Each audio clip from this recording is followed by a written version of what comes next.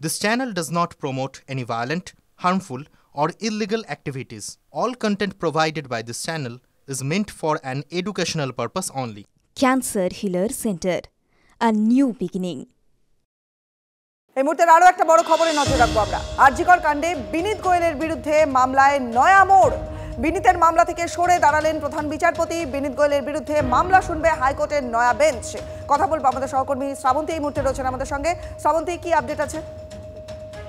দেখো, সঠিক কারণ তিনি জানাননি। আজকে যখনই এই মামলাটি ওঠে শুরুতেই প্রধান বিচারপতি বলেন যে তার কিছু বলার রয়েছে এবং ব্যক্তিগত কারণ দেখিয়ে তিনি বলেন যে এই মামলা থেকে তিনি অব্যাহতি নিতে চাইছেন। পরবর্তী সময় এই মামলাটি তিনি শুনবেন না, মামলাটিকে শুনবেন সেটা পরবর্তী সময় সিদ্ধান্ত নেওয়া হবে এবং নতুন বেঞ্চে এই মামলা চলে গেল।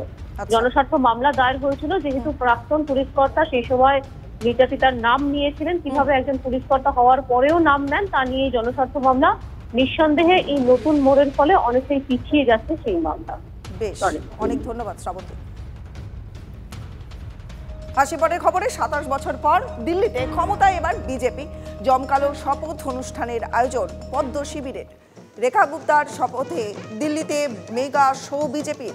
আমন্ত্রিত ৩০,০০০ প্রধানমন্ত্রী, স্বরাষ্ট্রমন্ত্রীর সঙ্গে দেশের সমস্ত বিজেপি শাসিত মুখ্যমন্ত্রীকেও শপথে। কড়া নিরাপত্তার বন্দোবস্ত করা হয়েছে পুলিশের তরফ থেকে। আর একাধিক প্রথম সারির শিল্পপতি, সেলিব্রিটি, ফিল্ম স্টারকেও এই শপথে আমন্ত্রণ জানানো হয়েছে। গিগ কর্মী, ট্যাক্সি এবং অটোরিকশা চালক, কৃষক এবং বস্তির প্রধানদের পাশাপাশি মহিলাদের বিশেষ করে আমন্ত্রণ জানানো হয়েছে, যারা বিজেপির কল্যাণমূলক প্রকল্পের সুবিধাভোগী। আজ বেলা ১২:৩৫ দিল্লির উপরাজ্যপাল VK সাক্সেনা মুখ্যমন্ত্রীকে শপথ বাক্য পাঠ করাবেন। দিল্লির মুখ্যমন্ত্রীর শপথ অনুষ্ঠানের জন্য গোটা রাজধানীকে নিরাপত্তার চাদরে মুড়ে ফেলা হয়েছে। রামলীলা ময়দানে প্রত্যাশিতভাবেই ত্রিস্তরীয় নিরাপত্তা বলয় তৈরি হয়েছে। সব মিলিয়ে ২৫,০০০ পুলিশকর্মী এবং ১৫ কোম্পানি আধা সেনা তারা শপথের নিরাপত্তার দায়িত্বে থাকবেন।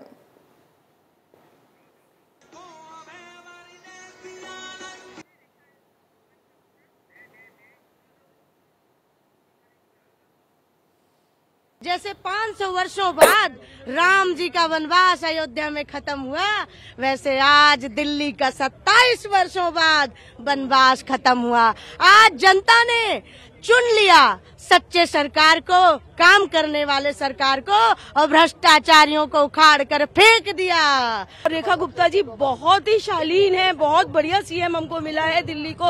हम उनके रेखा जी के राज में रेखा निश्चिंत हो जाएंगे। देखिएगा, हमारी दिल्ली विकसित होगी, दिल्ली स्वच्छ होगी, दिल्ली आदरणीय होगी और दिल्ली एक इंटरनेशनल लेवल की एक सिटी बनी कर देगी, डिस्ट्रिक्ट बनकर देगी, हमारी मॉडल टाउन भी। हाँ जी, मतलब महिला को जो सम्मान मोदी जी दे रहे हैं वो बहुत ही अच्छा है। बहुत अच्छा लग रहा है, बहुत अच्छा लग रहा है कि महिला को मतलब जो सम्मान दिया है मोदी जी ने, बहुत अच्छा लग रहा है।